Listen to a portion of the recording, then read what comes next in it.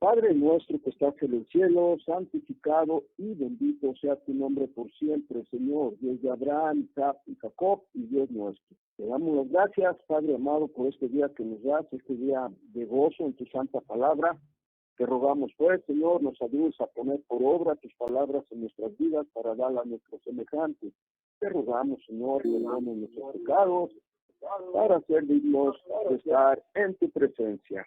Te pedimos de favor, Señor, bendiciones para todos nuestros hermanos y hermanas cristadelfianas, así mismo para todos nuestros amigos de nuestra iglesia cristadelfiana. Padre amado, si es tu voluntad, bendícelo, Señor, a cada uno de sus familias y por todos aquellos que de alguna manera, Señor, estamos sufriendo, ya sea físicamente o espiritualmente, por alguna enfermedad. Si es tu voluntad sanarnos, si no, síguenos dando más hoy esperanza para estar en este tu camino. Te lo rogamos en el bendito nombre de Jesús. Amén. Amén.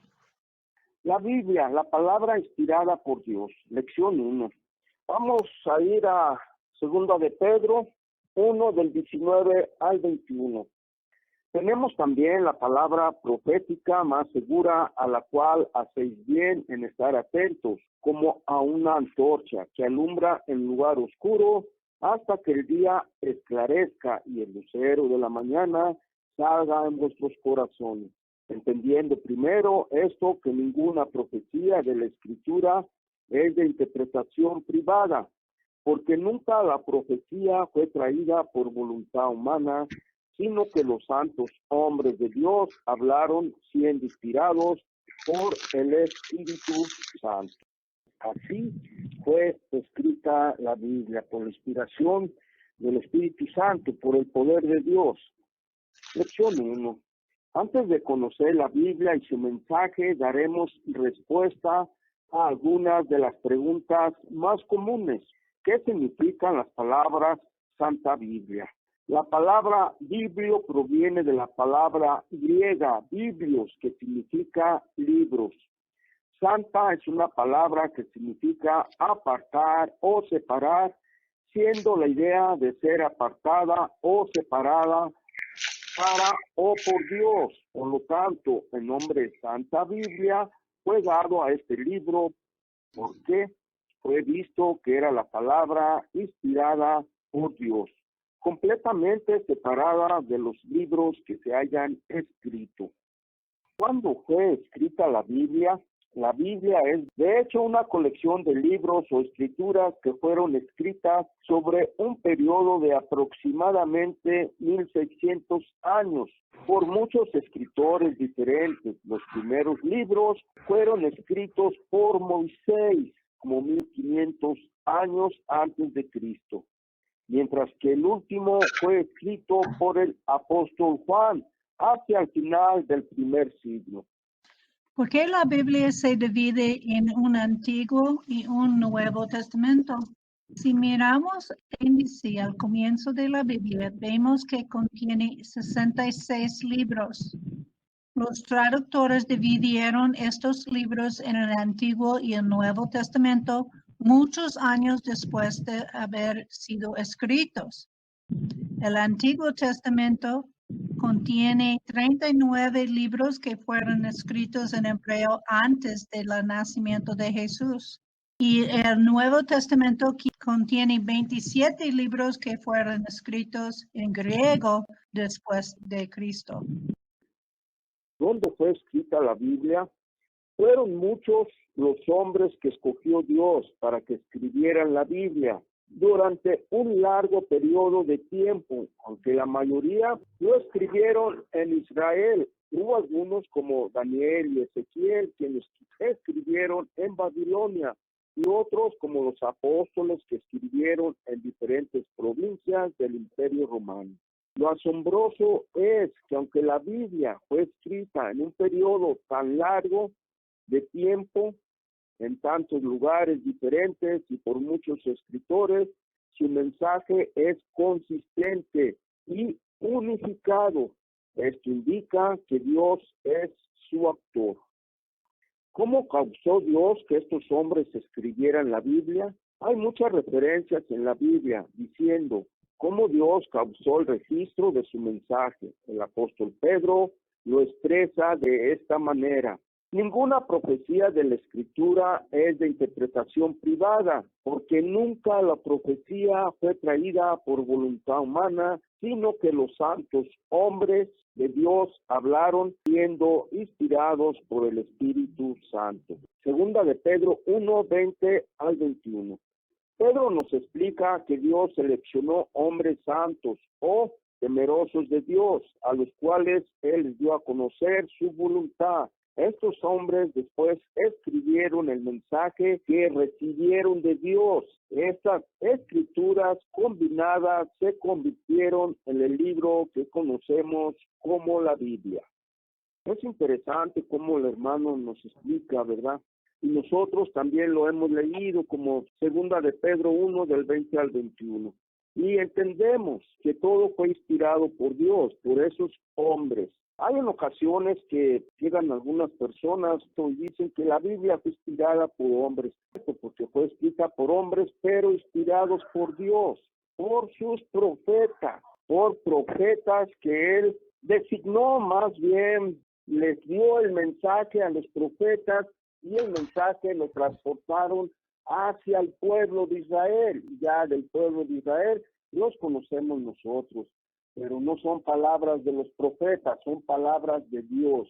Él les da el mensaje y ellos lo transmiten al pueblo. No es que ellos pensaron lo que Dios les decía. Dios creó el mensaje, se los da a ellos y ellos lo dan a nosotros, por decirlo de alguna manera. Dice, ¿por qué fue escrita la Biblia? El apóstol Pablo responde esta pregunta de la siguiente manera. Toda la escritura es inspirada por Dios y útil para enseñar, para redarguir, para corregir, para instruir en justicia, a fin de que el hombre de Dios sea perfecto, enteramente preparado para toda buena obra. Segunda de Timoteo 3 y versículos del 16 al 17. La Biblia fue, por lo tanto, dada para enseñar al hombre acerca de Dios y su propósito y para guiarlo en un estilo de vida que es agradable a Dios y gratificadora a aquellos que le obedezcan. ¿Cómo podemos comprobar la existencia de Dios y que la Biblia realmente es su palabra? Esta es una pregunta delicada. Aún así, la respuesta no es complicada o difícil de entender, por lo que Dios mismo la anticipó y ha dado la respuesta en muchos lugares de la Biblia. Uno de estos está en la profecía de Isaías 46, 9, 10. Porque yo soy Dios y no hay otro Dios, y nada hay semejante a mí, y anuncio lo por venir desde el principio y desde la antigüedad, lo que aún no era hecho, ¿qué digo? Mi consejo permanecerá y haré todo lo que quiero. Veamos las afirmaciones que Dios hace. Él es el único Dios y no hay otro. Si esto es verdadero, entonces el Dios de la Biblia solamente es el Dios del universo y por lo tanto todas las otras religiones que reclaman adorar a otros dioses son falsas. Él puede predecir el futuro. Sabemos por experiencia que no podemos fiarnos del hombre para predecir el futuro. En la Biblia Dios predice eventos que serían imposibles de predecir humanamente, hablando y aún así han ocurrido con precisión absoluta. Él tiene poder de realizar sus predicciones. Él afirma no solo poder predecir el futuro, sino que también de hacerlo realidad. De aquí podemos ver que Dios nos ha dado un método muy simple por el cual un buscador de la verdad genuino puede encontrarle respuesta a la pregunta. Hay un Dios y es la Biblia, su palabra. No tenemos que ser altamente inteligentes, educados para encontrar la respuesta. Depende de nuestra honestidad al considerar lógicamente los hechos que están presentes en la Biblia. Las profecías en la Biblia justifican la afirmación de ser inspirada por Dios. Consideremos brevemente algunas profecías simples para poner a prueba la afirmación que Dios hace de poder predecir el futuro. Sí, aquí nos está aclarando, nos deja muy claro que solamente Dios es el que tiene el poder para todo, para predecir el futuro, y pues sí, Él es el que tiene todo el poder para todo. Tenemos algunos hechos que considerar.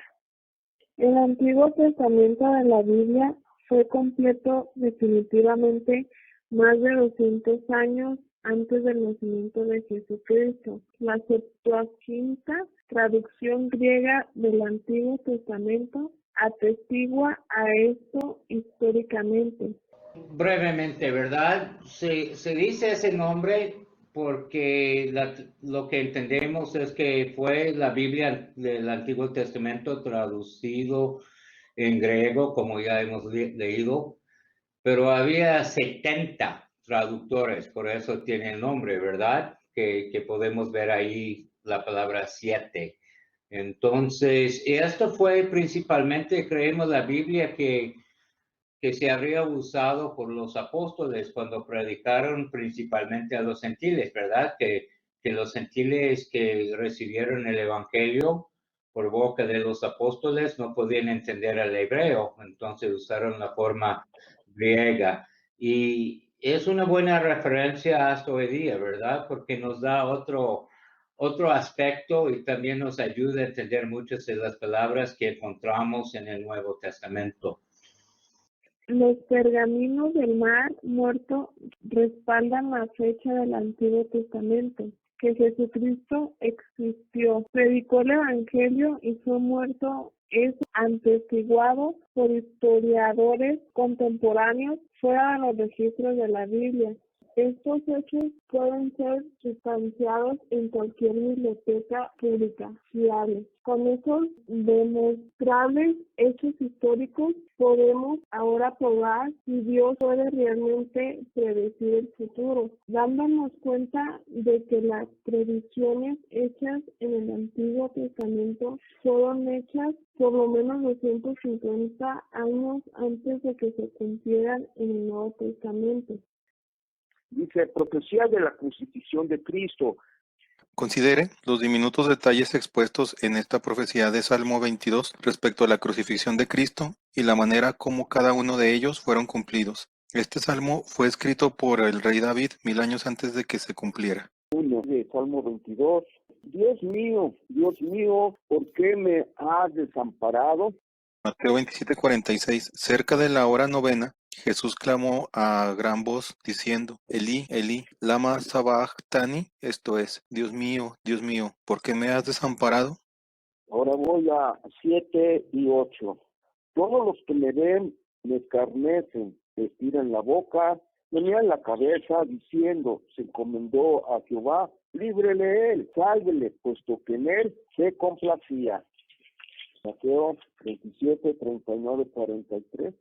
Y los que pasaban le injuriaban, meneando la cabeza, y diciendo, tú que derribas el templo y en 3 días lo reedificas, sálvate a ti mismo, si eres hijo de Dios, desciende de la cruz. De esta manera también los principales sacerdotes, escarneciéndole con los escribas y los fariseos y los ancianos, decían, a otro salvó, y asimismo no se puede salvar. Si es el rey de Israel, descienda ahora de la cruz y creeremos en él. Confío en Dios. Líbrele ahora si le quiere, porque ha dicho, soy hijo de Dios. Versículo 16 de Salmo 22. Porque perros me han rodeado, me han cercado la cuadrilla de malignos, horadaron mis manos y mis pies. Entonces Mateo 27, 35 y Juan 19, 23. Cuando le hubieron crucificado, repartieron entre sí sus vestidos, echando suertes, para que se cumpliese lo dicho por el profeta. Partieron entre sí mis vestidos, y sobre mi ropa echaron suertes. Juan 19, 23. Cuando los soldados hubieron crucificado a Jesús, tomaron sus vestidos e hicieron 4 partes para cada soldado. Tomaron también su túnica, la cual era sin costura, de un solo tejido de arriba abajo. Versículo 18 del Salmo 22. Repartieron entre sí mis vestidos y sobre mi ropa echaron suertes.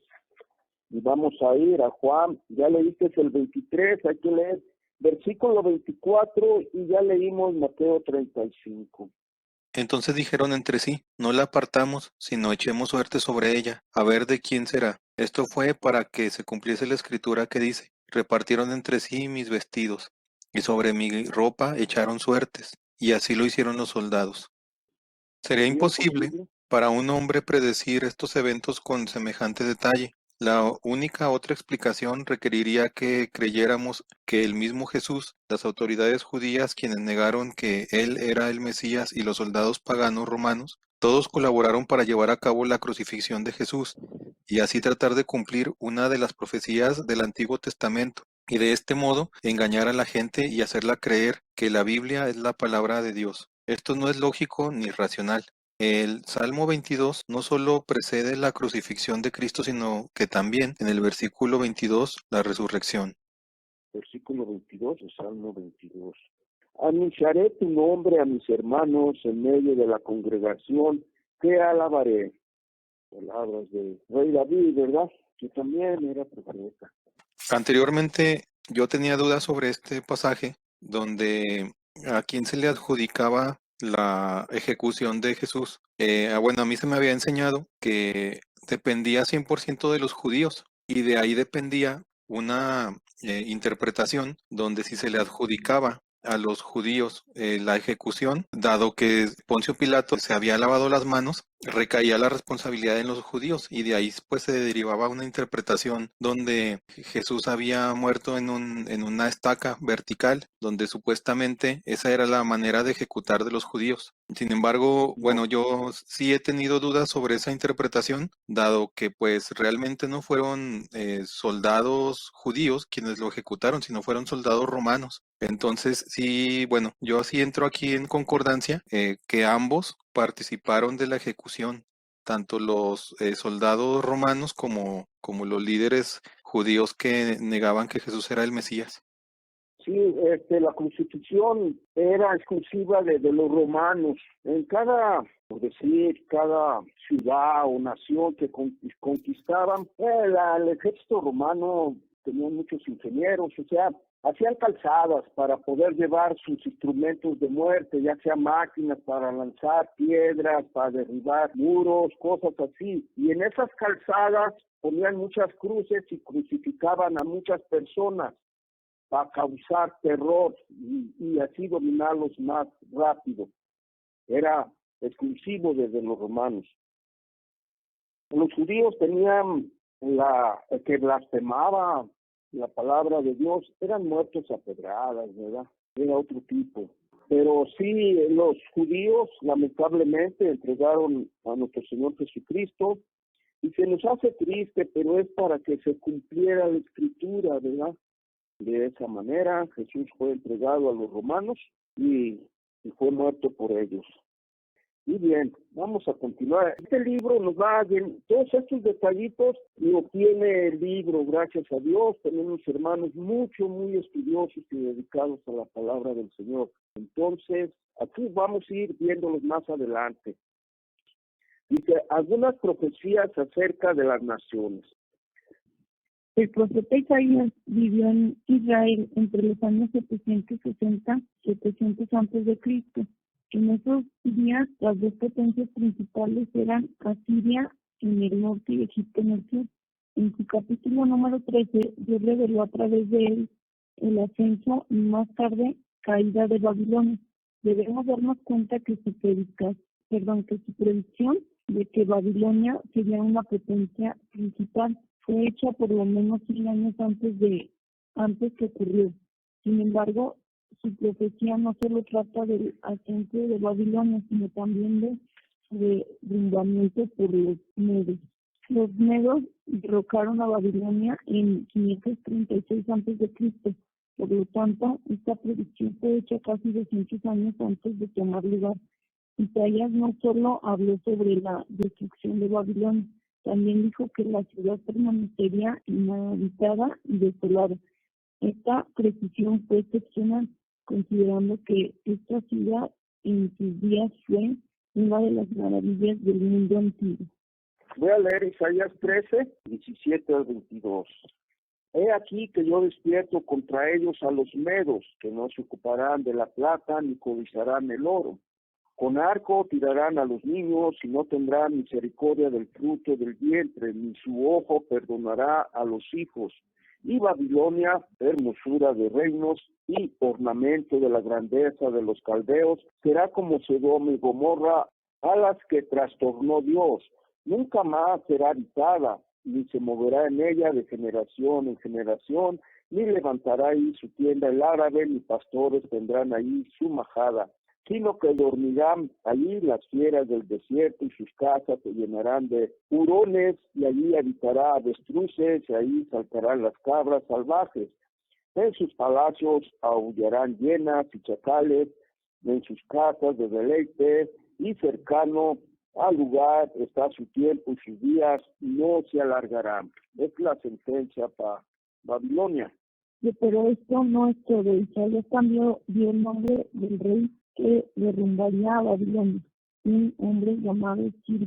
Isaías 45 del 1 al 20.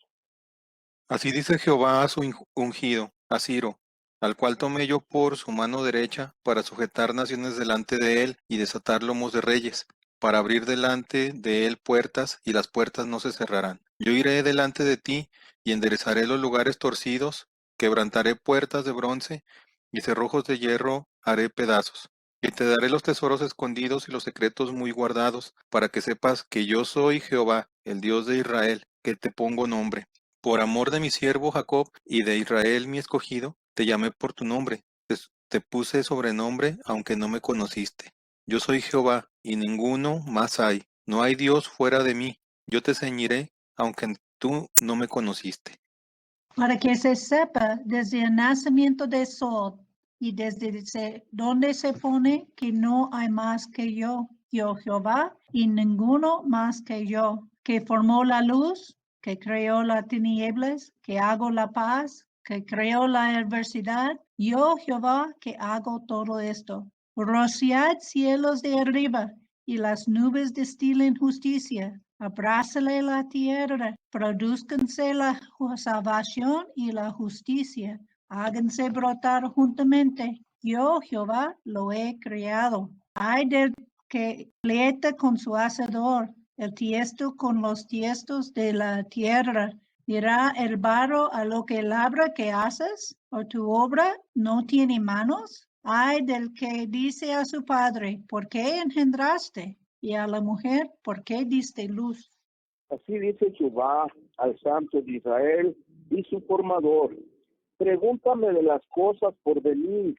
Mándame acerca de mis hijos y acerca de la obra de mis manos. ¿Qué hice la tierra y crié sobre ella al hombre? Yo, mis manos extendieron los cielos y todo su ejército mandé. Yo lo desperté en justicia, enderezaré todos sus caminos. Él edificará mi ciudad y soltará mis cautivos. No por precio ni por dones, dice Jehová de los ejércitos. Así dice Jehová, el trabajo de Egipto, las mercaderías de Etiopía y los sabeos, hombres de elevada estatura, se pasarán a ti y serán tuyos, irán en pos de ti.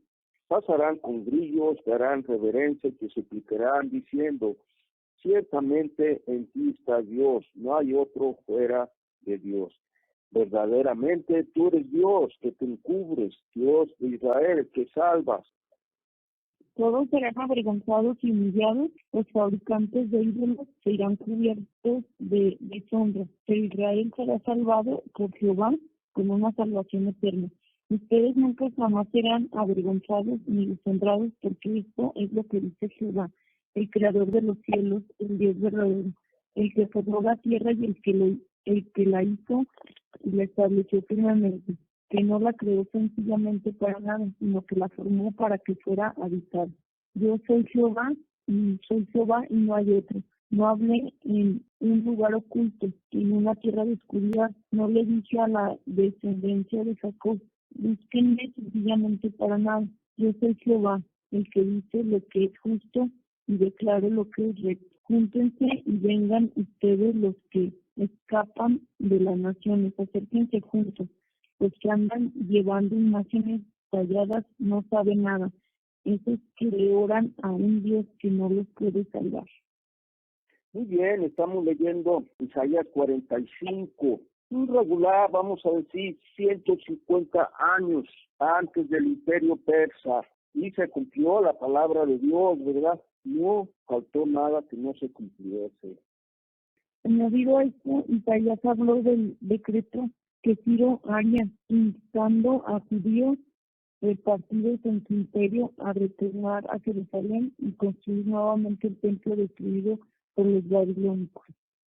Sí, vamos a Isaías 44, 27, 28 y Esdras del 1 al 4. Ahí vamos a ver al rey Ciro ya vivo y dando órdenes, ¿verdad? Primeramente Isaías 44, 27, 28.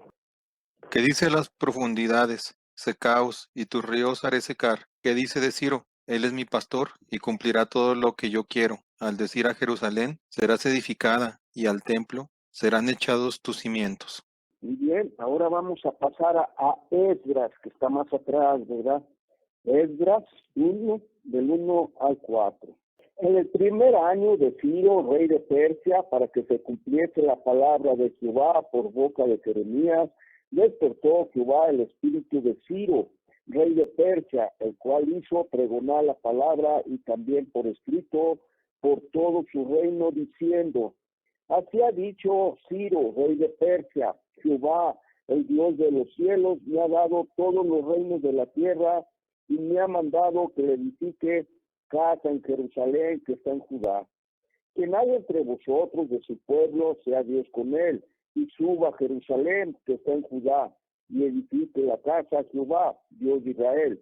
Él es el Dios, el cual está en Jerusalén. Y a todo el que haya quedado en cualquier lugar donde more, ayúdenle los hombres de su lugar con plata, oro, bienes, ganados, además de ofrendas voluntarias para la casa de Dios, la cual está en Jerusalén.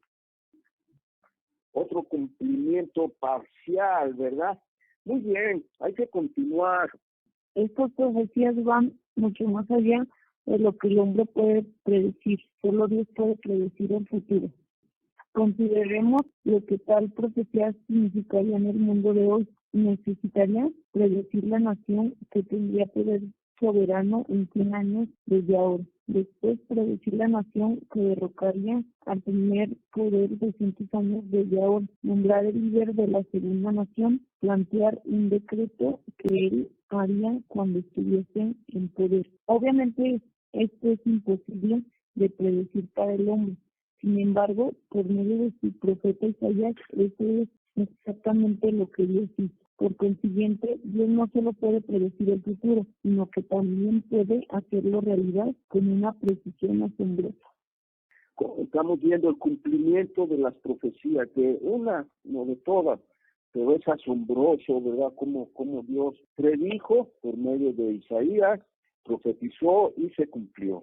Muy bien, dice, las profecías extraordinarias de Daniel. Daniel vivió entre los años 600 al 534 antes de Cristo. La profecía que Daniel predijo, la caída del imperio de Babilonia, Daniel 5, del 25 al 31.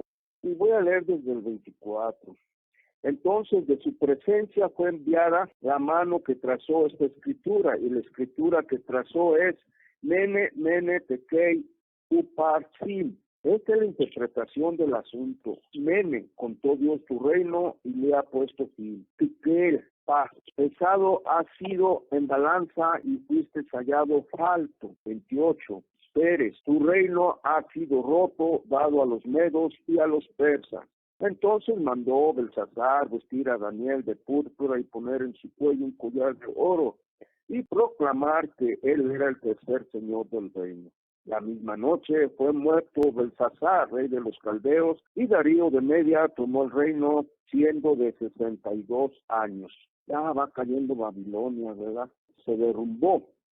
El ascenso y caída del imperio medo-persa, Daniel 8, versículo 20. En cuanto al carnero que viste, que tenía 2 cuernos, estos son los reyes de Media y de Persia. El ascenso y caída del imperio griego, Daniel 8, 21. El macho cabrío es el rey de Grecia, y el cuerno grande que tenía entre sus ojos es el rey primero. La destrucción de Jerusalén por los romanos en el año 70 después de Cristo, Daniel 8, del 9 al 11. A ver, voy a ir del 8. Y el macho cabrío se engrandeció sobremanera, pero estando en su mayor fuerza, aquel gran cuerno fue quebrado y en su lugar salieron otros 4 cuernos notables hacia los 4 vientos del cielo. Y de uno de ellos salió un cuerno pequeño, que creció mucho al sur y al oriente y hacia la tierra gloriosa. Y se engrandeció hasta el ejército del cielo y parte del ejército de las estrellas echó por la tierra y las pisotó.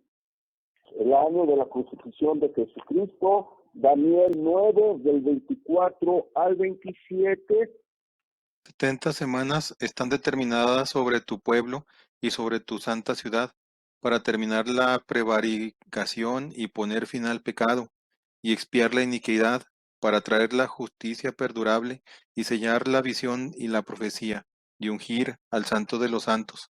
Sabe, pues, y entiende que desde la salida de la orden para restaurar y edificar a Jerusalén hasta el Mesías príncipe, habrá 7 semanas, y 72 semanas se volverá a edificar la plaza y el muro en tiempos angustiosos. Y después de las 72 semanas se quitará la vida al Mesías, mas no por sí, y el pueblo de un príncipe que ha de venir destruirá la ciudad y el santuario, y su fin será con inundación, y hasta el fin de la guerra durarán las devastaciones. Y por otra semana confirmará el pacto con muchos. A la mitad de la semana hará cesar el sacrificio y la ofrenda. Después, con la muchedumbre de las abominaciones vendrá el desolador, hasta que venga la consumación, y lo que está determinado se derrame sobre el desolador. Es increíble cómo Daniel, por el Espíritu Santo, por el poder de Dios, profetizó lo que iba a suceder y todo se cumplió al pie de la letra. La precisión de las profecías de Daniel ha asombrado a las personas que genuinamente han buscado la verdad y han presentado gran dificultad a los escépticos y ateos. ¿Qué ha predicho Dios para el futuro? Podemos leer la Biblia con confianza, sabiendo que así como Dios ha cumplido sus profecías en el pasado, Él de seguro cumplirá lo que ha predicho para el futuro. Aquí hay un avance de los eventos predichos para nuestra era. Habrá un colapso de la moralidad y la decadencia de la sociedad. Lucas 17, del 26 al 30. Como fue en los días de Noé, así también será en los días del Hijo del Hombre. Comían, bebían, se casaban y se daban en casamiento, hasta el día en que entró Noé en el arca y vino el diluvio y los destruyó a todos. Asimismo, como sucedió en los días de Lot, comían, bebían, compraban, vendían, plantaban, edificaban. Mas el día en que Lot salió de Sodoma, llovió del cielo fuego y azufre, y los destruyó a todos. Así será el día en que el Hijo del Hombre se manifieste. Las similitudes son casi iguales cuando va a venir un acontecimiento avisado por parte de Dios. Vemos que pues la gente no lo cree.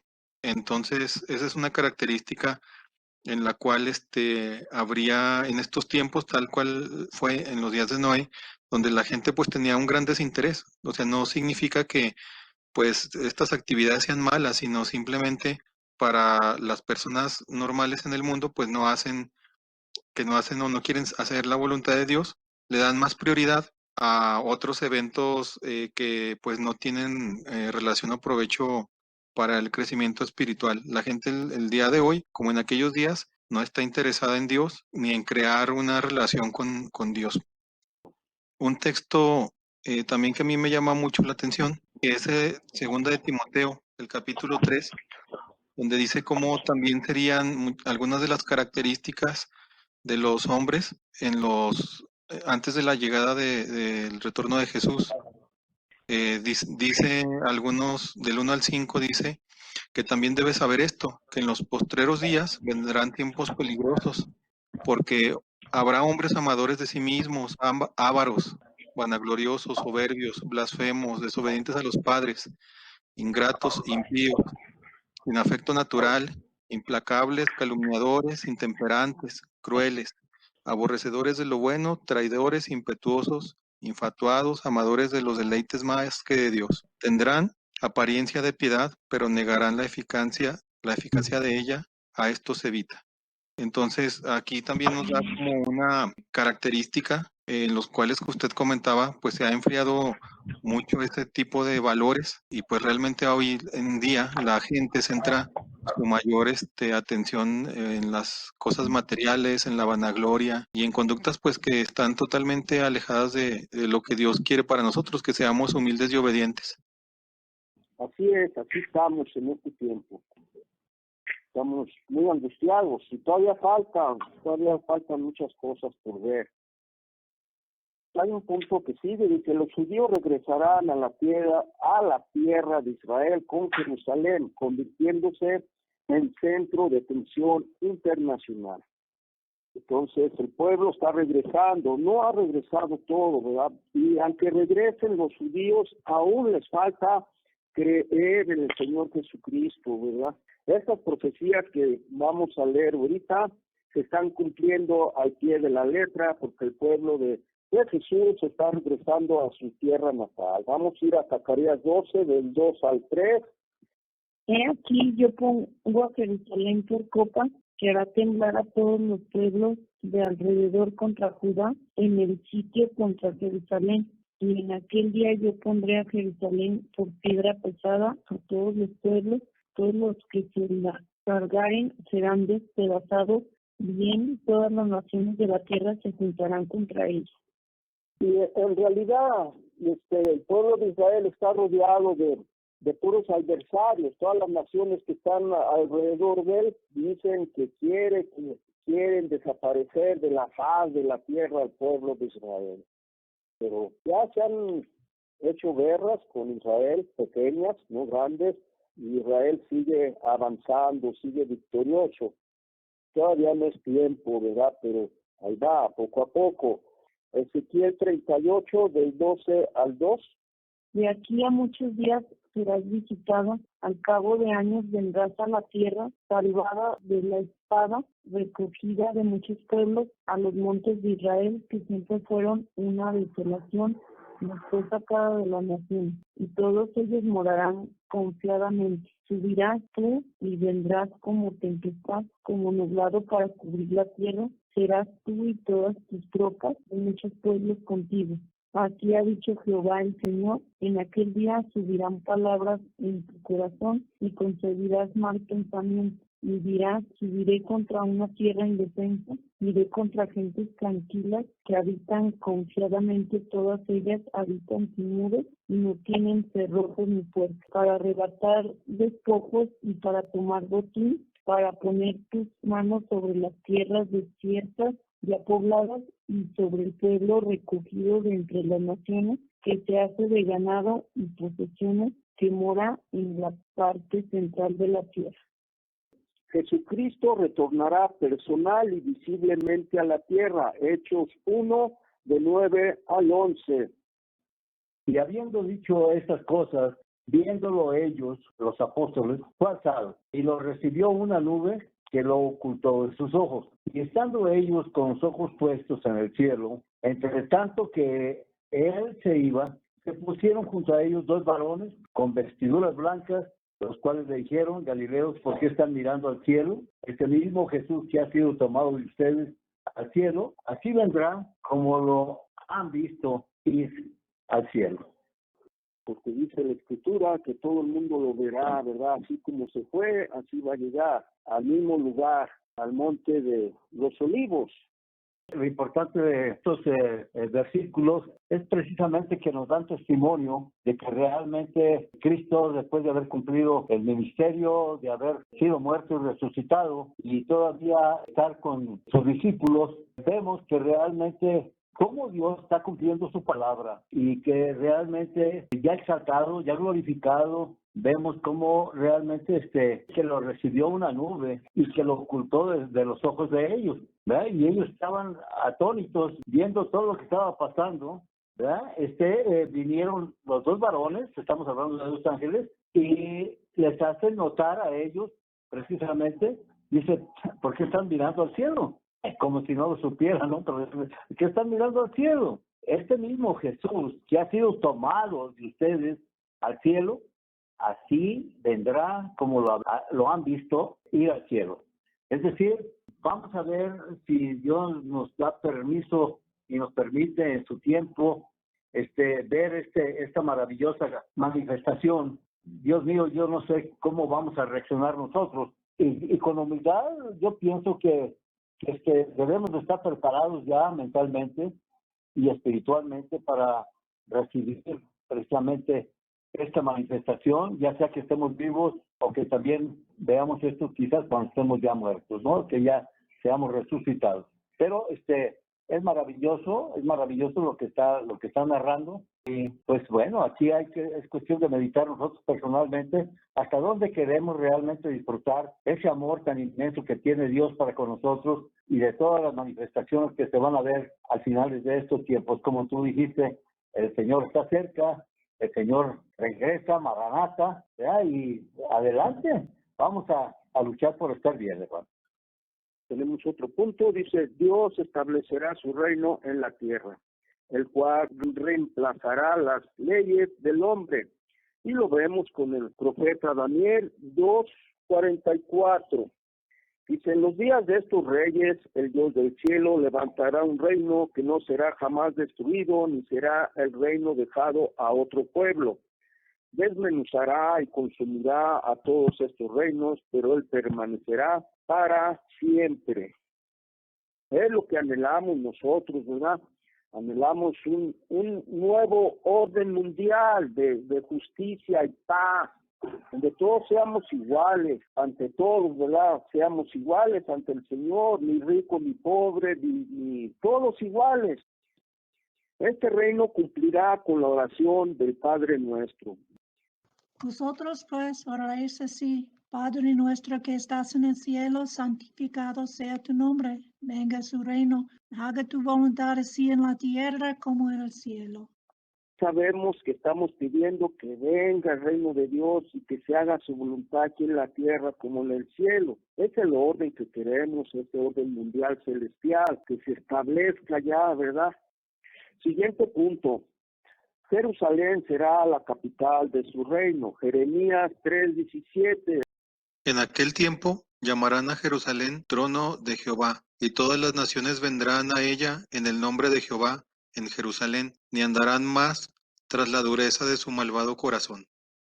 Pues ahí claramente nos dice dónde se establecerá el nuevo reino, dónde estará reinando Jesús, lo cual nos dice que será en Jerusalén. Muy bien, en Jerusalén. Cuando venga nuestro Señor Jesucristo como Rey a la tierra, dice que se va a sentar en el trono de David.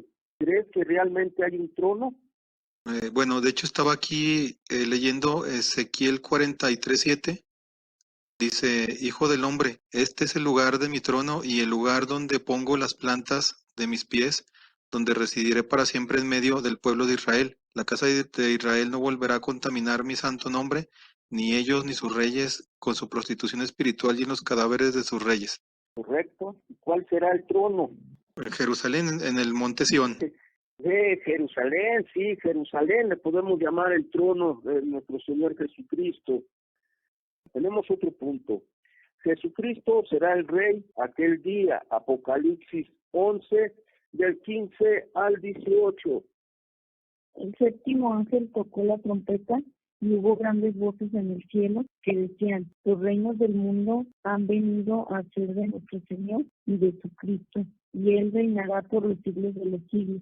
Y los 24 ancianos que estaban sentados delante de Dios en su trono se postraron sobre sus rostros y adoraron a Dios, diciendo: te damos gracias, Señor Dios Todopoderoso, el que eres y que eras y que has de venir, porque has tomado tu gran poder y has reinado. Y se airaron las naciones, y tu ira ha venido, y el tiempo de juzgar a los muertos y de dar el galardón a tus siervos, los profetas, a los santos y a los que temen tu nombre, a los pequeños y a los grandes, y de destruir a los que destruyen la tierra. Pues hay otro punto aquí, dice, en aquel día la gente del mundo aprenderá voluntariamente los hábitos de Dios y no habrá más guerras. Isaías 2, del 2 a 4. Y se acontecerá que al final de los tiempos será confirmado el monte de la casa de Jehová. Como cabeza de los montes será exaltado sobre los collados, y correrán a él las naciones. Vendrán muchos pueblos y dirán, venid, subamos al monte de Jehová, a la casa del Dios de Jacob, y él nos enseñará sus caminos, y caminaremos por sus sendas. Porque de Sion saldrá la ley, y de Jerusalén la palabra de Jehová. Él juzgará entre las naciones y reprenderá a muchos pueblos, convertirán sus espadas en rejas de arado y sus lanzas en hoces. No alzarán espada nación contra nación, ni se adiestrarán más para la guerra. Dice que al final de los tiempos se va a confirmar el poder de la familia de Jehová. Como cabeza de los montes, será exaltado sobre los collados y correrán a él todas las naciones. Y dice que vamos a ir muchos pueblos de aquí hasta allá. Y qué bueno que nos toque ir a ver a nuestro Señor a su monte, a su lugar de su trono. ¿Hay un mensaje personal en la Biblia para nosotros? Sí, sí hay. Dios les ofrece a los hombres y mujeres la esperanza de compartir este nuevo orden mundial con nuestro Señor Jesucristo cuando Él retorne. Este mensaje de esperanza se llama el Evangelio, que significa las buenas nuevas de la venida del reino de Dios, salvación del pecado y la muerte por medio de nuestro Señor Jesucristo. Este es el mensaje que Cristo y sus discípulos predicaron en Marcos 16, 15 al 16. Y les dijo, ¿Sí? id por todo el mundo y predicar el evangelio a toda criatura. El que creyere y fuere bautizado será salvo, mas el que no creyere será condenado. Muy bien, el que cree, ¿verdad? Y el que no, Sí. pues va a ser condenado. El creer implica obedecer. Así es, lleva implicación, sí, tenemos consecuencias, porque no nomás, sí creo, no, hay que mostrar, hay que dar frutos de que creemos, haciendo la voluntad de Él, ¿verdad? Si creemos, obedecemos y hacemos la voluntad de nuestro Señor Jesucristo y de Dios. Y estoy en Mateo 1, 21. Dice, y dará a luz un hijo y llamará su nombre Jesús, porque él salvará a su pueblo de sus pecados, no de la opresión de los romanos, sino de nuestros pecados. Digo así, de nuestros pecados, porque ahora, ya una vez que nosotros fuimos sumergidos y dejamos nuestro viejo hombre abajo y volvemos a nacer, somos hijos de la promesa a Abraham, pasamos a ser pueblo de Dios en espíritu, espirituales. Entonces, por eso hablo así, nos va a salvar de los pecados. O sea, somos esclavos del pecado y Él va a venir y va a poner fin con el pecado. Pero también nosotros debemos tener nuestra parte, ¿verdad? Dejar todo el orgullo, todo lo que tenemos, todo eso que nos estorba para avanzar hacia el reino de Dios, tenemos que desecharlo totalmente y de a de veras, porque Jesús conoce los corazones de todos. No podemos engañar ni a Jesús ni a Dios Padre, como engañamos a nuestros hermanos, a nuestros semejantes, a nuestro prójimo. Ahí no va a haber chapuza, no va a haber trampa. Tenemos puntos de resumen. Dice, punto 1, la Biblia es la palabra inspirada por Dios, entregada por el poder de su Espíritu Santo. Segunda de Pedro 1, del 20 al 21. Entendiendo primero esto, que ninguna profecía de la Escritura es de interpretación privada, porque nunca la profecía fue traída por voluntad humana, sino que los santos hombres de Dios hablaron siendo inspirados por el Espíritu Santo. Sí, la palabra de Dios pues realmente viene de Dios a través de los hombres y tiene un propósito y tiene un sentido para nosotros, el cual es educarnos en base a las cosas de Dios, que es lo que Él quiere, de qué manera nos comportemos para permanecer largo tiempo aquí en la tierra y también ser tomados en cuenta de acuerdo a su propósito. Otro punto, nos fue dada para que el hombre pudiera conocer el plan y el propósito de Dios y así entender sus hábitos. Segunda de Timoteo 3, del 16 al 17. Toda la escritura es inspirada por Dios y útil para enseñar, para redarguir, para corregir, para instruir en justicia, a fin de que el hombre de Dios sea perfecto, eternamente preparado para toda buena obra. Muy bien, dice, a fin de que el hombre de Dios sea perfecto, enteramente preparado para toda buena obra.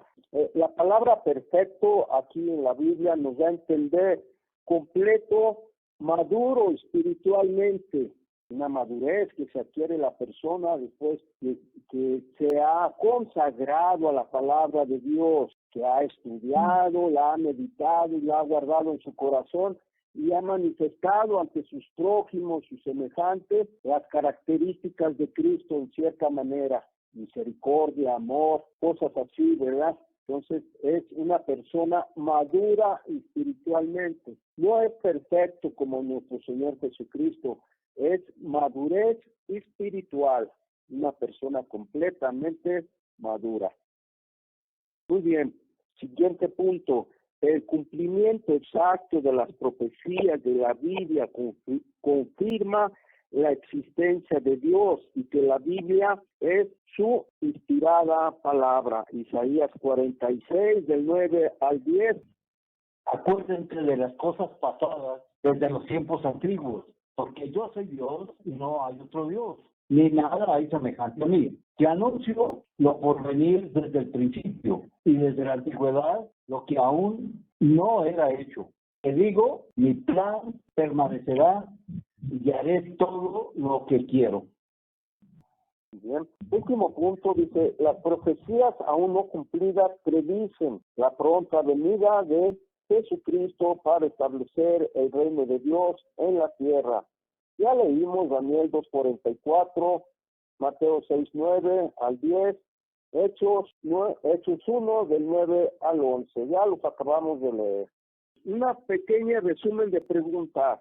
Vamos a hacerlas para cerrar esta primera lección. Lección 1, preguntas. Punto número 1. ¿Qué significan las palabras Santa Biblia?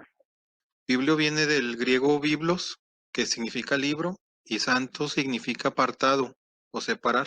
Entonces, sabemos que a lo largo de los años pues, se han escrito miles de libros, sin embargo, el decir Santa Biblia es un libro apartado, el cual tiene el propósito de comunicar las ideas de Dios a los hombres. Por eso es la palabra inspirada por Dios.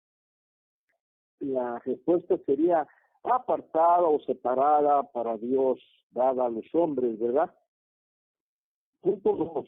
¿Cuántos libros hay en la Biblia? Son del Antiguo 39 y 27 del Nuevo Testamento. Punto 3. ¿Cómo hizo Dios para que la Biblia fuera escrita?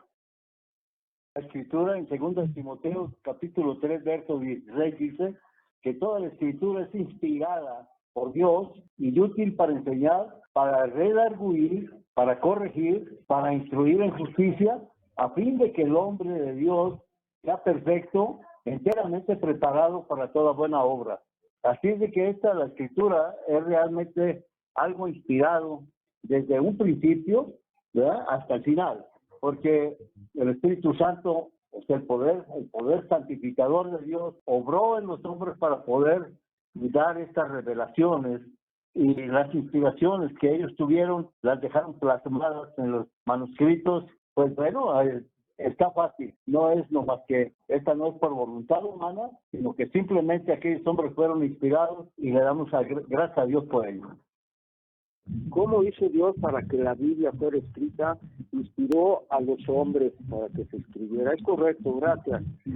¿Por qué hizo Dios que se escribiera la Biblia? Es el punto 4.